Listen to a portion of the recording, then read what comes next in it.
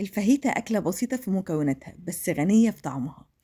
تتبيلة مظبوطة وتشويحة سريعة ونكهة مطاعم من غير أي تعقيد.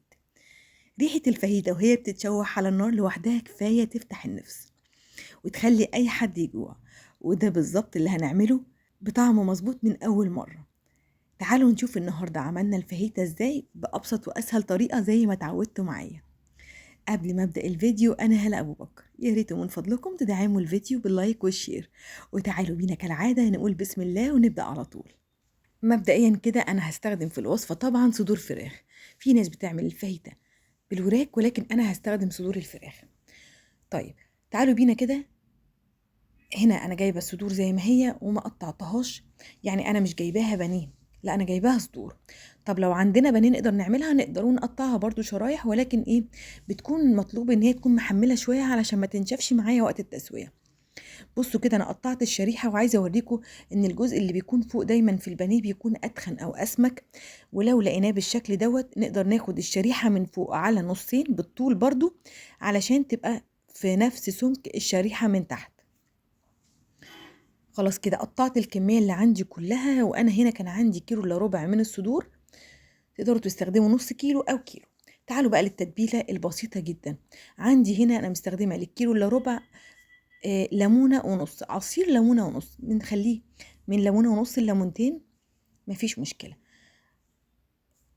كمان عندي معلقة كبيرة من الثوم المفروم، تقدروا تستغنوا عنها وتحطوا معلقة من الثوم البودر لو مش حابين الثوم المفروم.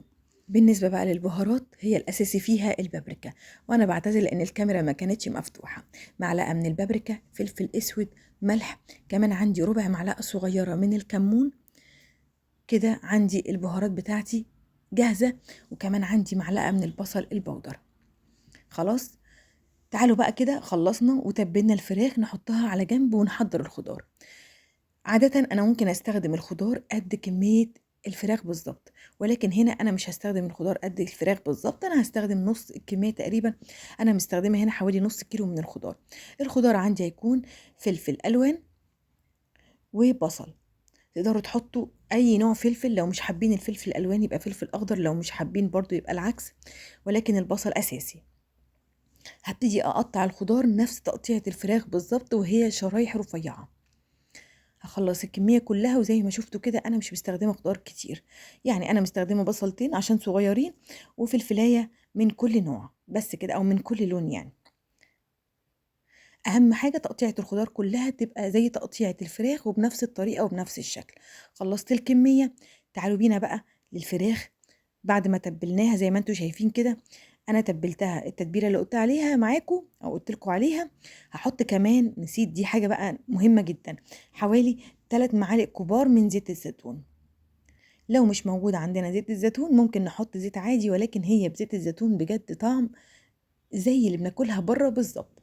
انا دايما بحاول اعمل معاكم اكلات المطاعم بالذات بنفس الطعم اللي بناكلها بره. هبتدي بقى اقلبها واسيبها في التتبيله دي مش اقل من نص ساعه، لو حابين نكتر عن كده شويه يبقى احسن.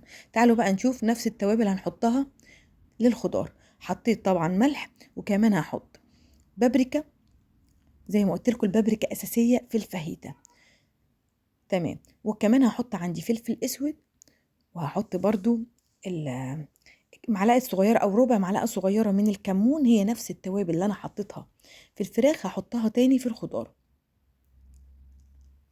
تمام، وهحط كمان معلقه صغيره من البصل البودر، وطبعا نقدر نحط التوم المفروم، وزي ما قلت لكم لو مش حابين نحط توم مفروم ممكن نحط التوم البودر. يبقى انا حطيت نفس التوابل بس انا مش هحط الزيت. كل التوابل اللي حطيتها للفراخ حطيتها للخضار بالظبط. تعالوا بقى لطريقه التسويه البسيطه السهله جدا، بس نخلي بالنا منها لانها هتطلع لنا طعم روعه. طاسه عندي تكون سخنه جدا، وهبتدي انزل الاول بالخضار. هقلب الخضار، والخضار هنا انا مش عايزاه يستوي ولكن عايزاه يتشوي، يعني شويه بسيطه كده وياخد لون بسيط وسريع.